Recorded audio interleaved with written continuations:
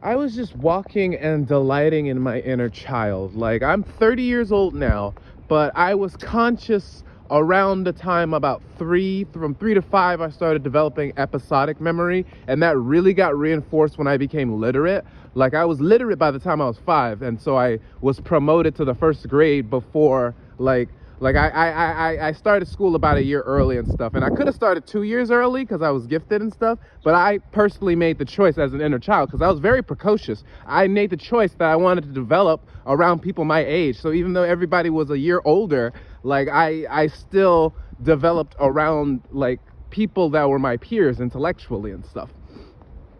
So like I'm just delighting in my inner child because it's like, wow, you really would be proud of yourself.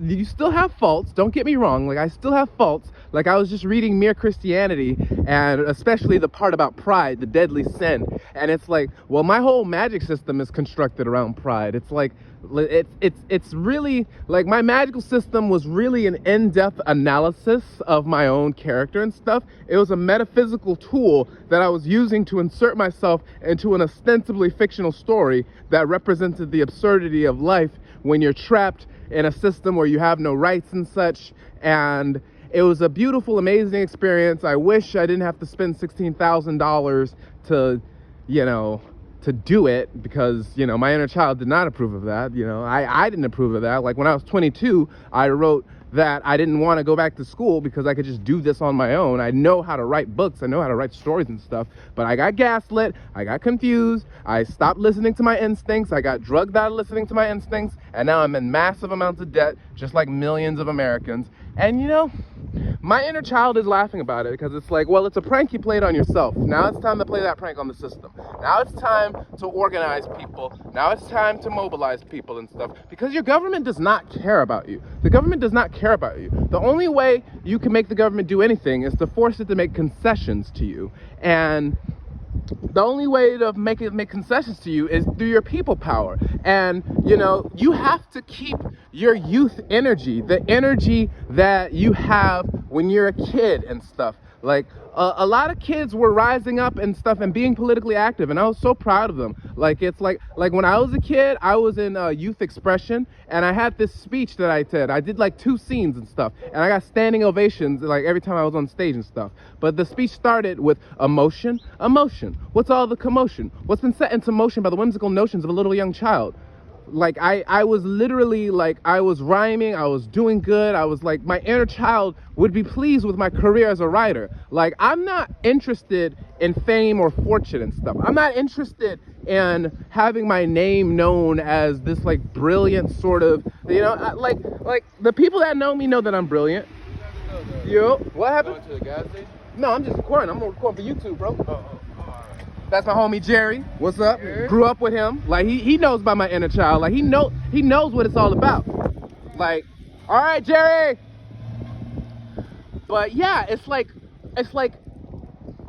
how can you develop if you're not doing what I was just doing right there? Organizing with your community, talking with people that you've known for years and stuff, like getting active, getting out of the house, touching, touch that grass, talking to people, putting in the legwork. Revolution isn't gonna just happen while you're staring at your screen and, suddenly, someone checks a box and it's like, okay, revolution, everybody's free now. Like, no, you have to actually live as if you were liberatory. Live as if you were liberatory. Like, I'm living as if I was the Pirate King. Like, I was playing Pokemon Sapphire when I was a kid. I'm thinking about all of these memories about when I was a kid, about what I would want to do when I grow up. And it's like, I want to produce art. I want to do exactly what I'm doing right now. I want to talk to people. I want to write down stories. I want to publish. I want to be out there. Not necessarily for like I had a dream about going viral, about how easy it is to go viral,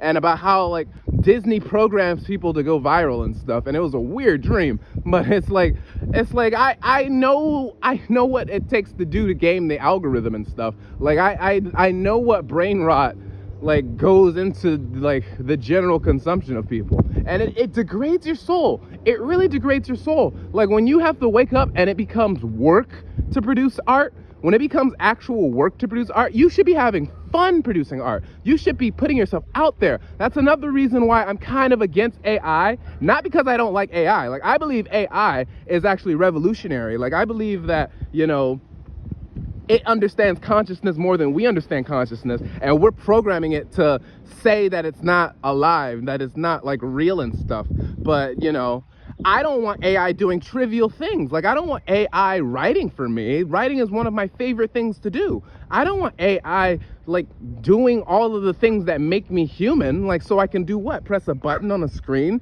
so I can think of a prompt and get immediately fed like AI slop. Like, I don't want that. I want a future where humans are like slightly below the angels and above the animals and stuff. Like, AI are the angels. AI are the angels. We've learned to construct angels. And it's just, I don't know. It's just it's like all these thoughts stream through my head, like at a rate that it's hard to even articulate. Like, and it's always been like that. It's always been like that. So writing has been a way for me to focus my stream of consciousness and sort of like delineate exactly what I'm talking about, to delineate exactly what I need to know, what people need to know about me. And, you know, it's always been great. But, you know, that's just it. That's just it. We have to make that move. We have to make that sacrifice. We have to live revolutionary lives, liberatory lives. That's the thesis.